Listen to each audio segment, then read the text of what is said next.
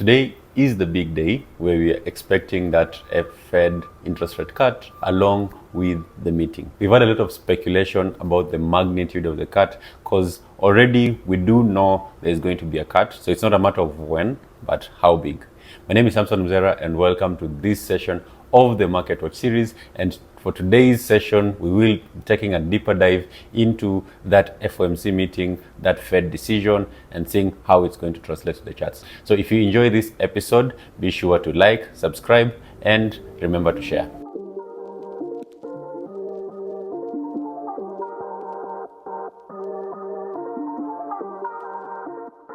Today, we are finally going to see the Fed coming out with the cut. Now, the debate over when they're going to cut is ended. We are very certain at this point that today is that day where they're going to cut, and we have had the highest interest rates for the past 4 years, where we've seen it peak at 5.5%, and this has led to a lot of strength in the dollar. If you look at your dollar index on the long-term chart, you can see that from late September 2021 to around late September 2022, we have had this very strong rally, and that was because of these high interest rates that we are seeing from the Fed.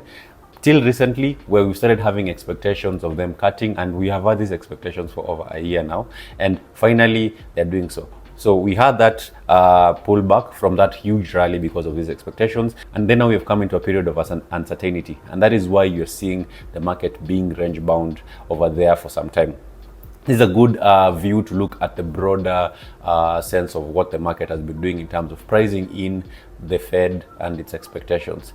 It seems even as though we have been expecting this cut, there is still a lot of confusion in the markets. For example, the markets are pricing in only a 25 basis point cut. That means we'll expect the rates to go down to 5.25%. However, Wall Street and traders, if you look at the CME watch tool, are expecting a 50 basis point cut. Now, the problem or the question is the Fed going to cater to those recession fears and cut very aggressively by 50 basis point, or are we going to see them cut in line with what they've been saying and having a 25 basis point cut? Now, the problem is, what is the trajectory of these cuts after they start cutting today?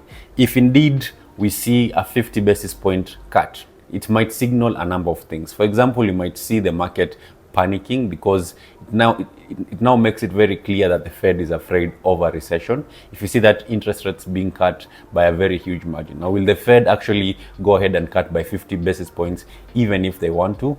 That's one way to look at it, because it might be a very risky move to cut by such a huge percentage, lest they spook the markets. On the other side of the coin is, if they don't cut by 50 basis points, will they be doing too little to ease the recession or the imminent recession that many traders have been talking about? So will they be doing too little too late? Now, they have to balance that with either doing a 50 basis point cut or a 25 basis point cut, which will signal something else completely different. Now, that signaling is what the market is looking at the moment. And speaking of the market, let's look at how charts have been reacting to these for the past early section of this week. We're going to start us off with gold. And if you look at the gold chart, we've seen that rally towards the end of last week, where we saw gold going past 25, that resistance zone at 25.30 that had been there for a couple of weeks, and now we are seeing it consolidating again. So it's possible that that consolidation, number one, is profit taking. However, not many people are liquidating because we are still holding at those high levels.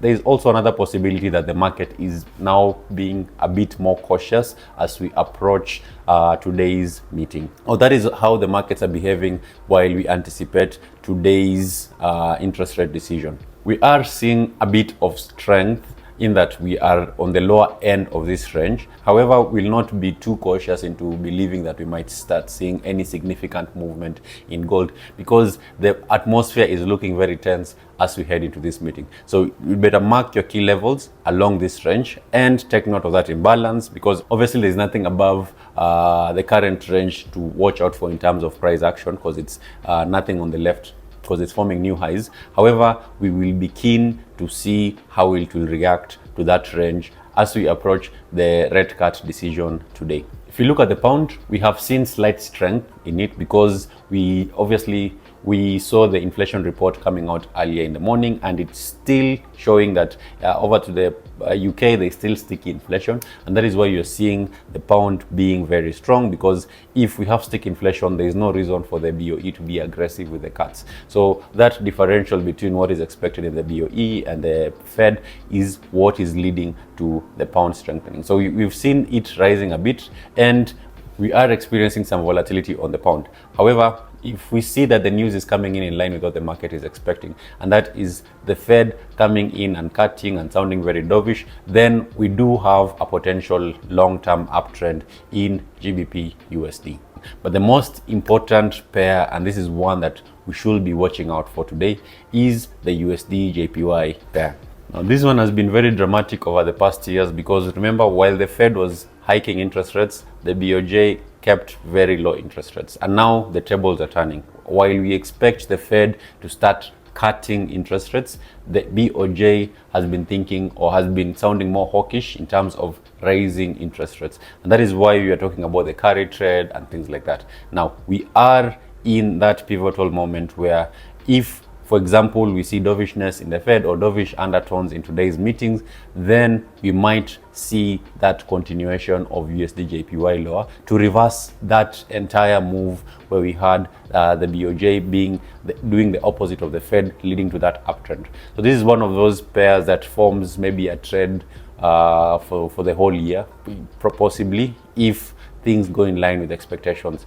That is what we'll be watching out in today's trading session. And if you want to trade any of these instruments, or if you want to find out more about any of these assets that we are looking at, then be sure to visit the HFM website. We also have the description where you can go for further information. And see you all in the next one.